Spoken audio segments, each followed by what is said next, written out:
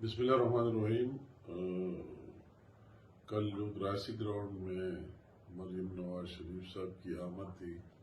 اور مسلم لیگ نون کے زیر اہتمام ایک جلسہ عام کا انعقاد کیا گیا تھا، تو ابھی اچانک اس کی طبیعت کی خرابی کی وجہ سے اس جلسے کو منسوخ کر دیا گیا۔ تو میں تہ دل سے پورے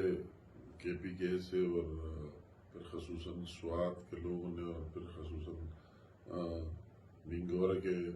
جو ہمارے کارکنان ورکروں نے جو تیاری کی تھی، دن رات ایک کیا تھا، بہت محنت کیا تھا پورے سوات سے ہر جگہ سے، تو ان سب کا تہ دل سے شکریہ ادا کرتا ہوں اور ان کو داد دیتا ہوں۔ ان کا جذبہ دیکھ کر کئی دنوں سے لگے ہوئے تھے اور انشاءاللہ بہت جلد مریم نواز شریف صاحبہ دوبارہ سوات آئے گی، ان سے مخاطب ہوگی اور ہم سب کی دعائیں ان کے صحت یابی کے لیے اور ان کی طرف سے بھی نئے خواہشات کا اظہار کہ جو لوگوں نے